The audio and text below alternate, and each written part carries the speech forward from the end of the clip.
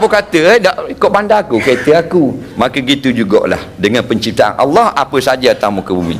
Cuma khunsa ni maknanya bukan pondang, bukan duk lorong je tarik tu. Nah, khunsa ni man lahu farjan, orang yang ada dua alat kelamin. Faham? Siapa ada dua alat maka dia khunsa. Syaratnya alat yang berlainan. Nah, ada alat laki, ada alat puan. Faham tak alat ni? Tak payah terang, kan kata alat benda pula ustaz. Dia kira bodoh. Nah, faham tak dua alat? Alat laki ada, alat puan ada. Ha? Nampak? Siapa ada dua alat, fahuwa khunsa, dia khunsa. Jadi dua alat ni, benda ni tersembunyi, bukan duk atas dahi. Atas dahi senang kita hukum tak. Jadi bila tersembunyi, orang tahu tak? Tak tahu. Jadi mungkin ramai dalam dewan ni khunsa. Faham tak? Jadi kita tak tahu. Baik. Satu alat laki, satu alat puang, dia panggil khunsa. Kalau dua-dua alat puang belaka, ada dua, atau dua alat laki belaka, tu bukan khunsa, tu Power Ranger. Faham tak? Baik. Tak perut lapar, gurau-gurau sikit dah lapar sangat. Tak? Jadi khunsa itulah khunsa. Jadi kalau alat yang berfungsi hanya alat lelaki, ini dipanggil khunsa wadih lelaki. Tak ada masalah, hukumnya macam orang lelaki. Kalau alat perempuan jadi berfungsi, alat lelaki tu eklang saja je. Tak hidup pun. Maka dia panggil khunsa wadih wanita. Hukumnya kena pakai tudung, duduk belah puang. Tapi kalau dua-dua alat berguna, tadi pukul 4 dia kecing kot lelaki. Pukul 6 kecing kot puang kali, kecing. Faham tak lagi? Ni dia panggil khunsa muskil. Khunsa yang diragui. Nampak? Jadi tujuan penciptaan saat inilah semua ada faedah belaka dan jangan sekali-kali kita pertikai. Faham tak? Kemudian kita ada 16 minit 9 saat lagi. Bukankah adalah satu penghinaan atau penganiayaan bagi golongan ini?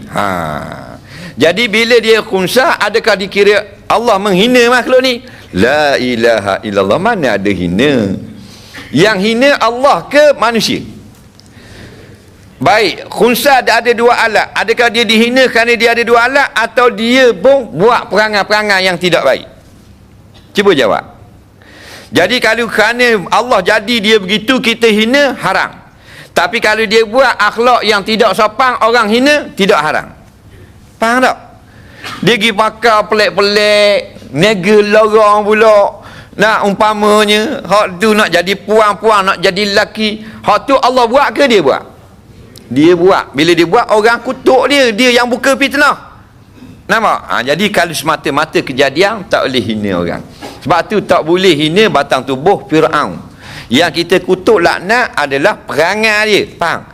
Lagu-lagu mana pun Tuhan buat, orang lagu mana pun semua sebenarnya cantik. Yang kata uduh dan sebagainya, manusia. Betul tak? Tapi mentaliti manusia ni, bila dia kata hitam, dia kata dok lawa. Hitam bukan mana dok lawa. Hitam ni sejenis kulit yang warnanya gelap, bukan dok lawa. Tapi apa kita bila hitam dok lawa? Ini kita menghina ciptaan Allah. Situ salah. Bila gemuk dok molek. Lah, gemuk bukan dok molek. Gemuk maknanya dok rengang. Gemuk maknanya besar, bukan uduh. Nak?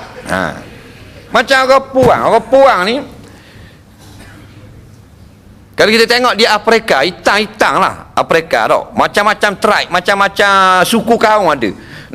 Hak jenis pendek, hak jenis gini, hak jenis pakai daun, hak jenis lomong tepung, hak lomong seluk muka. Ada suami tak? Ada suami. Bila ada suami, bermakna dia cantik ke uduh? Cantik di mata suami dia. Faham lagi? Semua manusia cantik belaka. Jadi kalau kita hina kerana dia buat perangai yang terhina, tak salah. Tapi kalau kita hina kerana dia ada dua alat, dia menghina penciptaan Allah. Nampak? Maknanya sebenarnya kita kena baiki balik keadaan. Baiki balik. Ni bila kahwin dihina orang. Lagu mana? Gemuk. Bini dia gemuk. Dah apa gemuk? Sakak hidung mu. Gemuk biar ke dia dah. Bini laki dia nak hak gemuk. Pasal orang lelaki